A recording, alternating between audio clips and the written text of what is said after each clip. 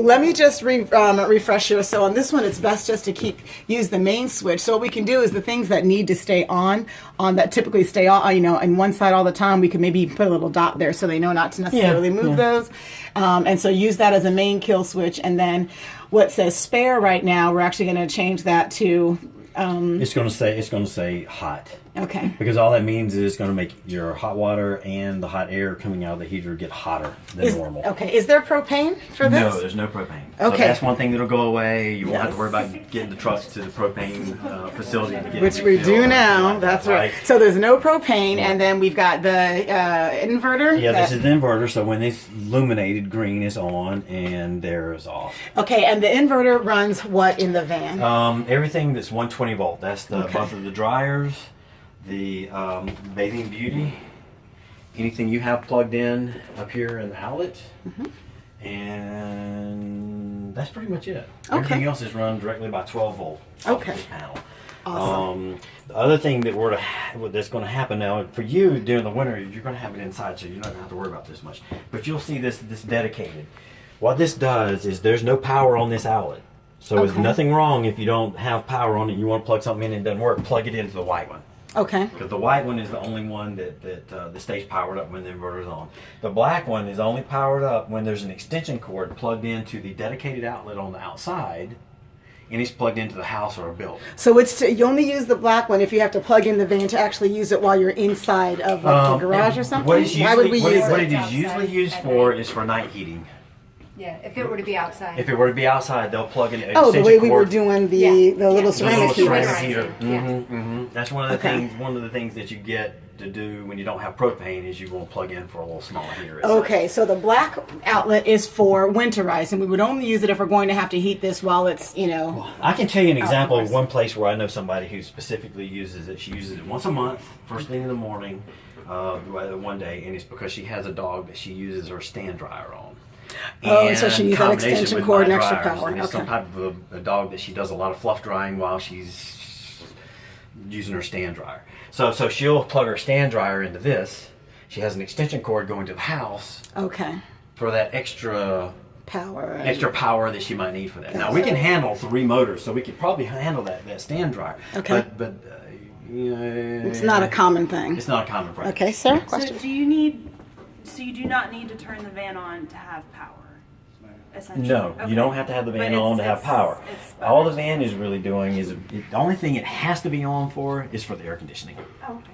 Otherwise, though, we're running it because it's charging the batteries at the same time you're using it, so that way you'll stay close to full all the time. Just say, like, hypothetically, I wanted to bring my dog in here. Could I just plug it into the wall, turn everything on, and group? Oh, you wouldn't even have to plug into the wall. Oh. You can do 6, 7, or 8 dogs in here right now, just as it is, if the inverter's full. Because there's no fumes or anything that are generated, so you can. You've got that. That's what the batteries are for, is to give you that power. All we're doing with the van idling is 2 things. One, the first one is idling the truck is easier on the engine than doing a lot of starts and stops, starts, and cold starts. The other thing that it's doing is keeping the batteries more full. Yeah.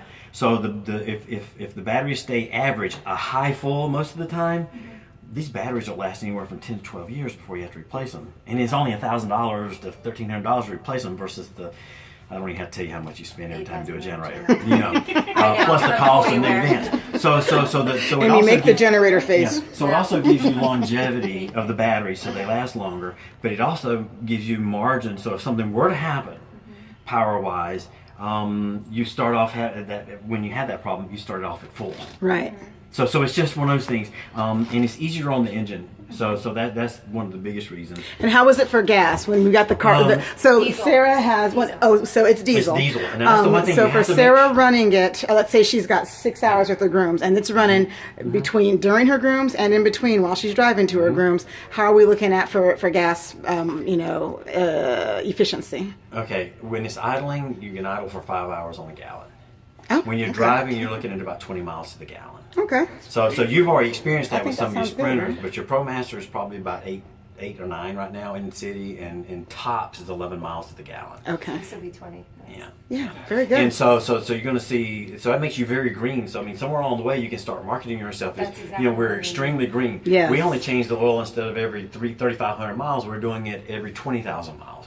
When it comes down. Sorry, just for that question for the oil to make sure, is it regular or synthetic? Because Synthetic. Okay, good. Yeah, and it's Mobile One. Now, for a little while, you're going to want to make sure that the dealerships are doing that part of it, because since you're doing it so infrequently, you're probably only going to be doing it once a year. I mean, if you're less than 20,000 miles a year, you're talking about maybe a year and a half before you have to 10,000. have. Yeah, so you're looking at almost every 2 years. So I'd probably put it on your calendar every year and a half, just go get the oil changed. Do it on an annual basis. Poor Zukowski, they're about to lose a lot of business. Yeah. The other thing that makes you very green is that you're using power that was wasted. This engine, when you're driving, is capable of making, gosh, just in your drives, we're pretty much putting back all the power you're using during the day back into it. So when you plug in at night, you're only topping off the batteries. Excellent, And right? so Not it's having to only probably recharge about 10 fully. We're thinking it's about 10 to 15% of your usage for the day comes from where you plugged in at night. Excellent. And most of it's just coming from waste off the engine.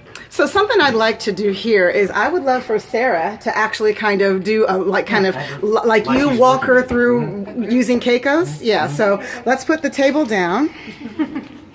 Is this your dog? No, this is not. This is a client's dog. She's staying But in she's my house. a good, yeah, she's such a good girl. She was a good choice for this. And so I just kind of want you, Curtis, if you don't mind, to kind of walk Sarah through. She's bringing a dog in the van and what she's going to see and do to make this all work. You might be taking this down. Oh yeah, we're going to be able to fit 3 of these on this side. So as you can see, while we're getting Keiko set up for the groom, it is much shorter than our other vans. We'll put the actual dimensions up so people know. What we're going to do right now is we're going to actually go through a day in the life of the groomer. Sarah has got, how much does Keiko's weigh? Just got a great shot of your butt there. What I like to do is have the groomer take the grooming loop with them and put it on the dog while they're getting the dog in the house. Oh, that's a good idea. So that way when they're coming out, they either have them in their arms and they already have that grooming loop in their hands, so they can Yeah. just go sit them on the table and hook them right up. So it's, yeah, so there's not an extra step I'm there. going to need to get a few things. I've got I can hit pause for a second. I like they're going to be separated more. They'll stay more. The bows and bandanas were just thrown in with a bunch of other crap. Yeah. They can be in there separate. Yes, well, and they need to have their own, yeah, and we need to mark it, we'll mark it, and we will make sure that's all they use. Yeah. Okay, so we are rolling. So we've got Keiko's on the table, and as you can see, the table does go up and down just like our wagon tails tables. That black pedal right there is what does that. All right, Curtis, right now you've got, what, a grooming loop for Sarah? because she's already got one on them. So Okay. if when it's the smaller dogs, I'd go ahead and put the grooming loop on the dog in the house or when you're getting them. So that way, while you're carrying them, you already have it in your hand, and then when you sit them on the table, you just hook it up on a chain link set wherever you need to. Just it doesn't have to be exactly where you want it. But it's somewhere Just in which somewhere. they're secured. Okay. Then once you get them set up on the table, you can adjust hook them up whatever height you need to. What a good to get the baby. right tension that you want for it. Okay, so that So- chain and everything, that's all That's ours what to that's come with for. the... Yeah, you're gonna okay. have a set of those. Okay, thank All right, you. so now go ahead and bring him on up or her up. What about big dogs? There are extensions you can put in this to raise this up higher if you need to. Now, of course, you're talking about getting to at Hershey at the show. We had a girl bring in one of her friends was in the competition, and let me show you something. Oh, I saw that video with the creative room dog. What kind of dog was it? It was one of the creative room Let me dogs. show you what we have to keep you from having to do that. Now, this was one of the first things I learned with my mom's grooming shop is there was a very strong need to have what I call small nooses or loops. And it wasn't because for little dogs. Sometimes they think it's for little dogs. No, it's for the bigger dogs like this one that are taller. Yeah. And now you don't have all that excess loop you have to deal with, so you have to do this. And Keiko's weighs how much again? 60 About some 6. pounds. Okay, so we're looking at a 60-pound lab. All right, and so this is the dimensions of the table in a dog. That's Keiko's size. Yeah, so you so have when we're talking about dogs that are 75, 80 pounds or Newfoundlands or probably too Well- much because that bar doesn't remove, correct? Well, no, he does. This and I'll show you after we get through with this one. Okay.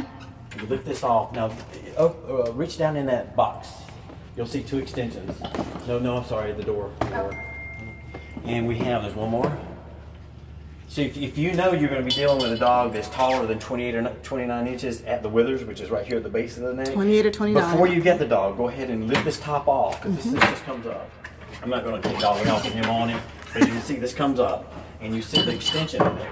Put the top back on, and it's this tall. Oh, okay. What do you think of that, The growing Sarah? arm's that high. Sarah, what do you? Right. So, So- Sarah, okay, I just have a question for Sarah. Sarah, you groom a lot of standards and a lot of doodles that are over 80 pounds. How do you feel, right, just based on what you're seeing right here on the size, or with Crowley? It's okay. Yeah, think it'll be it's all just like the massive dogs. The what? The really, really, really Like the big Newfies dogs. or the- Like Yeah. my Burmese mountain dog that's Yeah. like this big. So we'll probably have to keep you in a Mercedes for the in a Well, you know in honestly, a wagon we tail have sport. one of my friends has a Swifty. Whenever we put her on the table, her head was here. Yeah. But if this was still below her shoulders were still only Yeah. up to this point. And so we ended up doing the lead to this point, and his head was here. Whenever we were doing this side of the dog, it was this way. When we were doing the other side of the dog, it was this way. Yeah. And then whenever we were doing the front of the dog,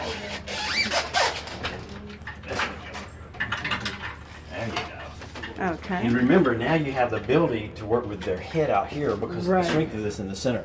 Okay. So when you're doing the front of the dogs, you're working with them facing you instead of trying to walk around the table and keeping them hooked up this way with their head here, trying to figure out how to work with them. Got You know, it. when you want to get on the underside, you're up here doing whatever you need to do.